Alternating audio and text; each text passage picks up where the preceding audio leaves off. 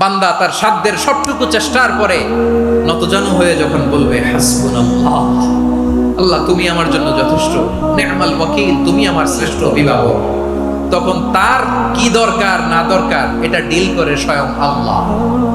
আমার মায়েরা, আমার বোনেরা, আপনারা এই দোয়াগুলো পড়বেন, আপনার স্বামীকে শেখাবেন, সন্তানকে শেখাবেন, আপনার পুরো পরিবারটাকে জান্নাতের টুকরো বানিয়ে দিবে কে?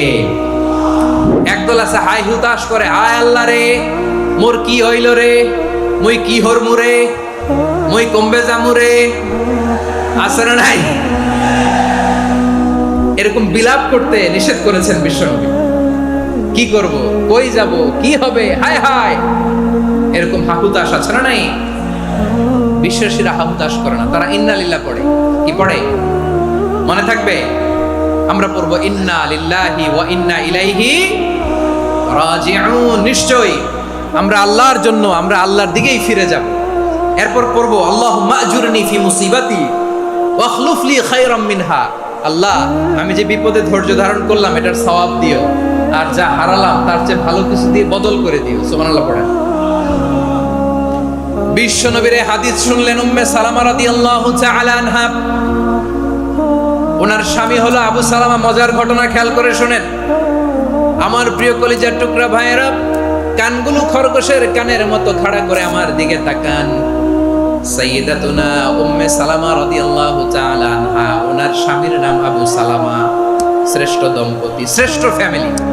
প্রথমে হিজরত করেছিলেন হাবাসায়, পরে হিজরত করেছেন মদিনায়। উহুদ যুদ্ধের পরে ওনার স্বামী আবু সালামা ইন্তেকাল করলো, শহীদ হলো। সুবহানাল্লাহ পড়েন। যখন আবু সালামা ইন্তেকাল করলো, উম্মে সালামা রাদিয়াল্লাহু তাআলা আনহা কেঁদে কেঁদে হয়রান। আর নবীর শিখানো বাণী অনুযায়ী তিনি বারবার পড়ছিলেন ইন্না লিল্লাহ। কি পড়ছিলেন? মুই কই যামু, কি হরমু, এগুলো বলে নাই। কি বলছে? ইন্না লিল্লাহ। যেহেতু বিশ্বনবী বলেছেন কেউ যদি বিপদের প্রথম ধাক্কায় পড়ে ইন্না লিল্লাহি ওয়া ইন্না ইলাইহি রাজিউন, আল্লাহুম্মা আজুরনি ফি মুসিবাতি ওয়া আখলুফ লি খায়রাম মিনহা, তাহলে এই বিপদে যে সে যা হারালো তার চেয়ে শ্রেষ্ঠ কিছু দিয়ে আল্লাহ তার বদল দিয়ে দিবে। এই হাদিস শুনে উম্মে সালামা রাদিয়াল্লাহু তাআলা আনহা ওনার প্রাণ প্রিয় স্বামী আবু সালামার ইন্তেকালের পরে চোখের পানি ছাড়ে আর পড়ে ইন্না লিল্লাহি ওয়া ইন্না ইলাইহি রাজিউন, আল্লাহুম্মা আজুরনি ফি মুসিবাতি ওয়া আখলুফ লি খায়রাম মিনহা। বারবার এই দোয়া পড়ে চোখের পানি ছাড়ে, এই দোয়া পড়ে চোখের পানি ছাড়ে, আর মনে মনে বলে আবু সালামার মতো ভালো মানুষ মদিনাতে নাই, আবু সালামার চেয়েও ভালো মানুষ মদিনাতে নাই, তার চেয়ে ভালো মানুষ কি করে আল্লাহ তাআলা আমারে দিবে, তার চেয়ে ভালো মানুষ তো আমি মদিনাতে দেখি না। চোখের পানি দিয়ে বুক ভাসায় আর নবীর হাদিসের উপর আমল করে পড়ে ইন্না লিল্লাহি ওয়া ইন্না ইলাইহি রাজিউন, ইন্না লিল্লাহি ওয়া ইন্না ইলাইহি রাজিউন। পড়তে পড়তে চোখের পানি ছাড়ে আর চিন্তা করে বিশ্বনবী বললেন এই দোয়া পড়লে যেটা হারালাম তার চেয়ে ভালো কিছু দিয়ে আল্লাহ পুরস্কার দেয়। আবু সালামার চেয়ে ভালো মানুষ মদিনার মধ্যে আর কে হতে পারে? কি আজীব তামাশা, কি অবাক করা ঘটনা। কিছুদিন পরে দেখা গেল সাইয়্যিদুল মুরসালিন রাহমাতাল লিল আলামিন স্বয়ং বিশ্বনবী উম্মে সালামাকে বিয়ের প্রস্তাব পাঠিয়েছে। স্বয়ং বিশ্বনবী উম্মে সালামা রাদিয়াল্লাহু তাআলা আনহাকে বিয়ের প্রস্তাব পাঠিয়েছেন। উনি রাজি হয়ে গেলেন, বিয়ে হয়ে গেল, উনি হয়ে গেলেন উম্মুল মুমিনিন, আমাদের মা, পুরো মুসলিম উম্মার মা। চিৎকার করে বলেন আল্লাহু আকবার।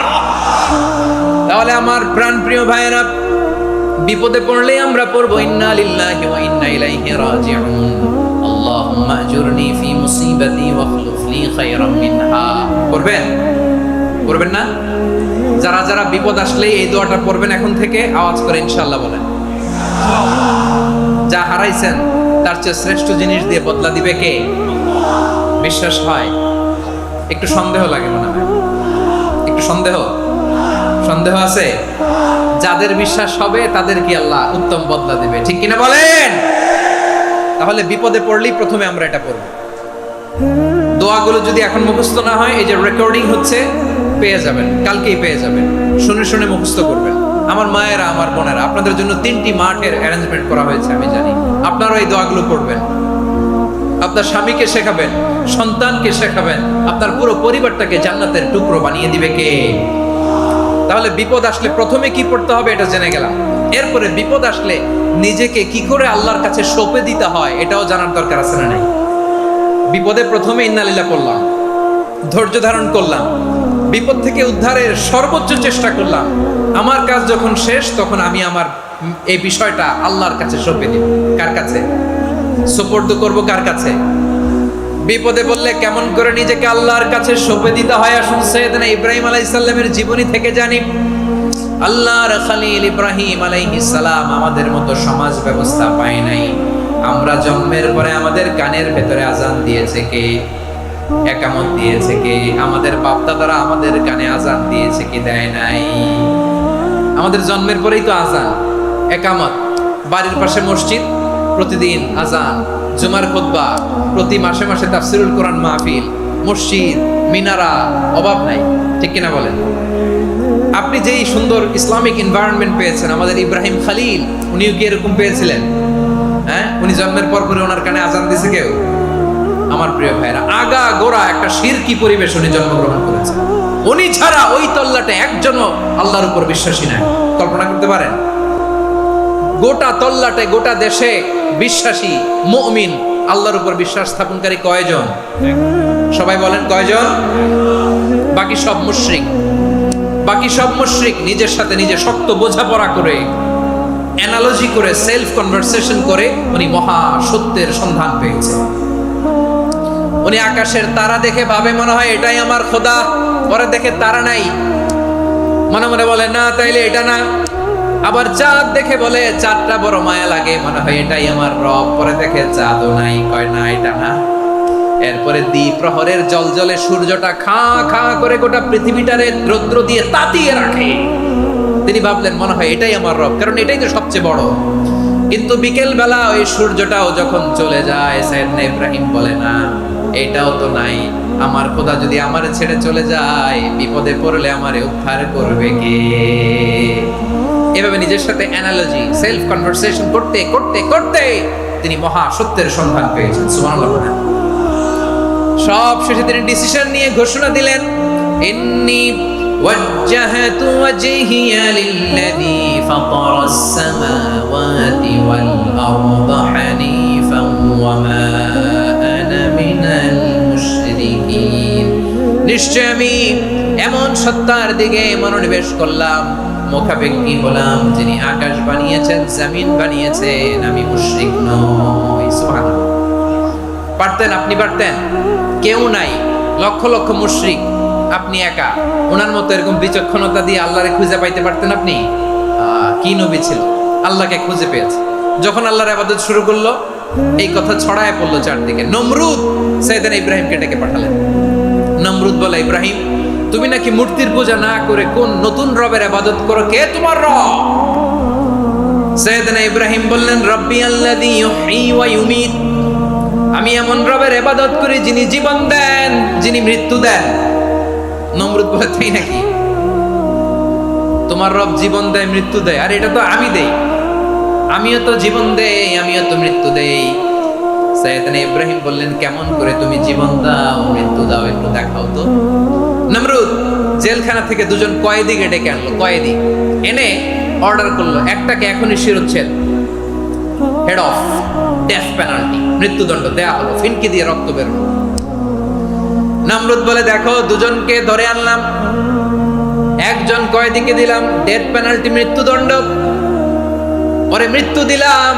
আরেকজন যে দাঁড়িয়ে আছে, চাইলে ওরেও আমি মৃত্যুদণ্ড দিতে পারি, কিন্তু না, ওরে আমি দিব না, ওরে আমি বাঁচায় দিলাম, ছেড়ে দিলাম, মানে জীবন দিলাম। দেখো ইব্রাহিম, তোমার চোখের সামনে একজনকে মৃত্যু দিলাম, আরেকজনকে জীবন দিলাম। আপাত দৃষ্টিতে তাই তো, একজনের তো জীবন দিল, আরেকজনরে মৃত্যু দিল। সাইয়েদনা ইব্রাহিম এবার বিপাকে পড়ে গেলেন। কিন্তু এক একজন নবীকে আল্লাহ এমন উইজডম, বিচক্ষণতা দিয়ে এই জমিনে পাঠিয়েছেন। মুহূর্তের মধ্যে আল্লাহর খলিল ইব্রাহিম বললেন, فإن الله يأتي بالشمس من المشرق فأت بها من المغرب فبهت الذي كفر। আল্লাহর খলিল ইব্রাহিম বললেন, নমরুদ বুঝলাম তুমি জীবন দাও, মৃত্যু দাও, দেখলাম, কিন্তু আমার রব, আমার আল্লাহ প্রতিদিন সকালবেলা উষা লগ্নে ওই পূর্ব দিগন্ত থেকে সূর্যটাকে উদিত করেন, সাঁঝের বেলা, বিকেল বেলা, গধূলি লগ্নে, সন্ধ্যা বেলা ওই দ্বিপ্রহরের জলে সূর্যটাকে পশ্চিম দিগন্তে ডুবিয়ে দেন। মানে সকালবেলা পূর্ব দিক থেকে উদিত করা সূর্যটাকে পশ্চিম দিকে বিকেলে তিনি ডুবিয়ে দেন। তুমি যদি পারো ওই সূর্যটাকে পশ্চিম দিক থেকে উদিত করে পূর্ব দিকে ডুবিয়ে দাও। সুবহানাল্লাহ পড়বেন না? দেখেন, ইনস্ট্যান্ট ইন্টেলেক্ট, মুহূর্তে বিচক্ষণতা, উইজডম কাকে বলে? নমরুদ পারবে? নমরুদের বাপ পারবে? ওর 14 গোষ্ঠী, গোটা বিশ্বের সব ক্ষমতাধর রাষ্ট্রনায়করা একসাথে হলে পারবে? বা বুহিতাল্লাযী কাফার পারে নাই, ব্যর্থ হয়েছে। এবার তেলে বেগুনে জ্বলে উঠেছে, রেগে মেগে আগুন বলে ফালকুহু ফিল জাহিম। ওর সাথে তর্ক নাই, না পেরে এবার এটারে আগুনে ফেলা। বিশাল বিশাল গাছ কেটে লাকড়ি এনে আগুনের কুণ্ডলি বানানো হলো, দাও দাও দাও দাও করে আগুন জ্বলে। আল্লাহর খলিল ইব্রাহিমকে আগুনে নিক্ষেপ করা হবে। আল্লাহর খলিল সাইয়েদনা ইব্রাহিমের হাতের মধ্যে রশি দিয়ে টাইট করে বাঁধা হলো, পায়ের মধ্যেও টাইট করে রশি দিয়ে বাঁধা হলো। আল্লাহর খলিল ইব্রাহিমকে আগুনের কুণ্ডলির মধ্যে ফেলা হবে। ওমিয়া, আপনি যে বিপদের কারণে ভয় পান, হতাশ হন, এটা কোনো বিপদ ওনার বিপদের সামনে? পটুয়াখালী আওয়াজ করে বলুন, সাইয়েদনা খলিল ইব্রাহিমের বিপদের সামনে আমাদের বিপদগুলো কোনো বিপদ? এটা কোনো বিপদই না, এটা কোনো বিপদই না। হাত পা বেঁধে টাইট করে নিক্ষেপ করা হবে, সিম্পলি ফেলা যাবে না, কারণ দাও দাও করে দ্য ব্লেজিং ফায়ার, এমন আগুনের কুণ্ডলি কাছে যাওয়া যায় না, আগুনের উত্তাপে নিক্ষেপ করা হবে। হাতে রশি বেঁধে, পায়ে রশি বেঁধে আল্লাহর খলিল ইব্রাহিম আলাইহিস সালামকে আগুনের মধ্যে নিক্ষেপ করা হবে। এটার বলে অগ্নি পরীক্ষা। উনি অগ্নি পরীক্ষার সম্মুখীন হয়েছিলেন, এজন্য কঠিন পরীক্ষাকে আমরা অগ্নি পরীক্ষার সাথে তুলনা করি, ঠিক কিনা? সাইয়েদনা জিবরাইল এসে বললেন, ও আল্লাহর খলিল, ওরা তো আপনার হাতও বেঁধে ফেললো, পাও বেঁধে ফেললো, নড়াচড়ার সুযোগ নাই, বলেন আমি জিবরিল ফেরেশতা আপনার জন্য কি করতে পারি? আল্লাহর খলিল ইব্রাহিম বলেন, ও জিবরাইল, তোমার কাছে আমার কোনো চাওয়া পাওয়া নাই। সুবহানাল্লাহ বলেন। তোমার কাছে বলার কিছু নাই, তোমার সাহায্যের আমার দরকার নাই। সাইয়েদনা ইব্রাহিম আলাইহিস সালামকে হাতে পায়ে রশি বেঁধে, হাত পা বাঁধা অবস্থায় জ্বলন্ত অগ্নিকুণ্ডে যখন নমরুদের দলবল নিক্ষেপ করবে, আল্লাহর খলিল কিভাবে নিজেকে আল্লাহর কাছে সঁপে দিয়েছেন, পটুয়াখালীর ভাইরা খেয়াল করে শুনুন। হাত পা বেঁধে আল্লাহর খলিলকে যখন নিক্ষেপ করা হবে, তিনি মুখ ফুটে বলে ফেললেন, হাসবুনাল্লাহু ওয়া নি'মাল ওয়াকিল। হাসবুনাল্লাহু ওয়া নি'মাল ওয়াকিল, আমার জন্য আল্লাহই যথেষ্ট, আমার জন্য আল্লাহই যথেষ্ট। তিনি আমার সবচেয়ে বড় গার্ডিয়ান, তিনি আমার সবচেয়ে বড় অভিভাবক। জিব্রাইলের সাহায্যে অফারকে ফিরিয়ে দিলেন, দুনিয়ার বুকে কারো কাছে কিছু বলেন নাই, মুখ ফুটে বলেছেন হাসবুনাল্লাহ। ও আমার পটুয়াখালীর প্রাণের ভাইয়েরা, খেয়াল রাখবেন, কোন বান্দা তার হাতে থাকা সব চেষ্টাটুকুন করার পরে মুখ ফসকে মুখ দিয়ে যখন বলে ফেলে হাসবুনাল্লাহ, বান্দা যখন হাসবুনাল্লাহ বলে ফেলে, ওই ব্যাপারটা ডিল করার দায়িত্ব স্বয়ং আল্লাহ আরশের উপর থেকে নিয়ে নেয়।